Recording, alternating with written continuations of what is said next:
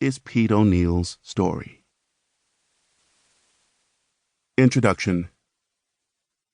Deep unrest marked the 1960s and 1970s in the United States.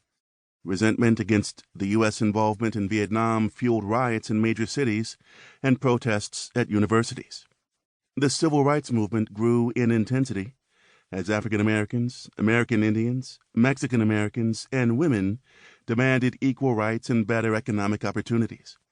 Blacks and many other minorities expressed fear and resentment of municipal police departments, few of which had more than a token number of minority officers. On August 28, 1963, over 200,000 people, mostly blacks, marched on Washington, D.C. to hear Martin Luther King's I Have a Dream oration at the Lincoln Memorial. Despite King's popularity, militant blacks challenged his nonviolent, Gandhian approach to attaining civil rights. In August 1965, the National Guard was called out to help quell 6 days of protests and riots in Watts, a large black section of Los Angeles. The very popular black leader Malcolm X was murdered in 1965, and the following year 43 American cities, including Washington, D.C., Baltimore, Atlanta, and Detroit, experienced race riots in which over 3,500 persons were arrested and 7 killed. Within this context of social and political unrest, Huey P. Newton and Bobby Seale founded the Black Panther Party for Self-Defense, BPP, in Oakland, California in October 1966. They appropriated the Black Panther symbol from Alabama's Lowndes County Freedom Organization and composed the Black Panther Party Platform and Program, BPP, entitled What We Want, What We Believe. With few exceptions, the wants stated in the BPP 10-point program were universal in nature. All people want 1. Freedom, 2. Full employment, 3.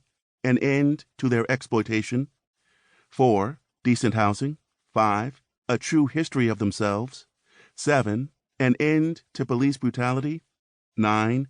Trial by a jury of peers, 10. Land, bread, housing, education, clothing, justice, and peace.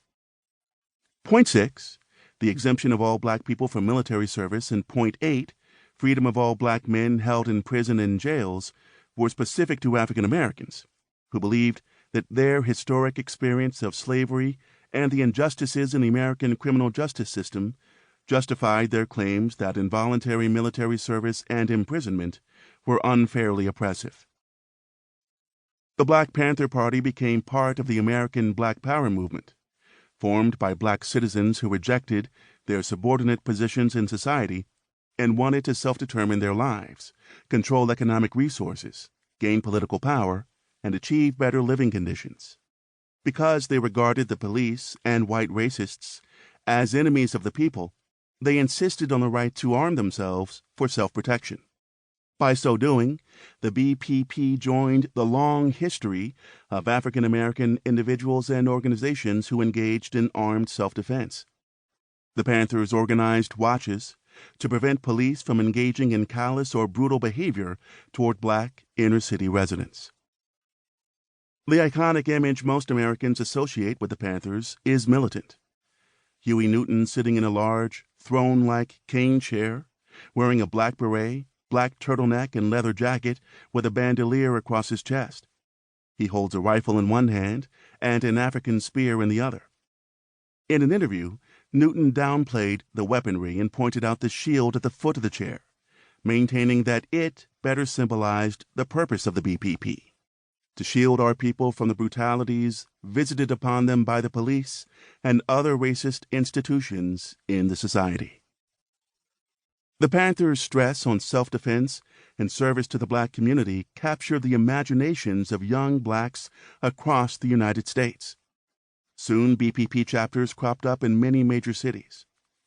Similar to other African American individuals and organizations, for example, Father Divine, Garveyites, Nation of Islam, the Panthers organized survival programs that included free breakfast for school children, free health clinics, rent strikes against slumlords,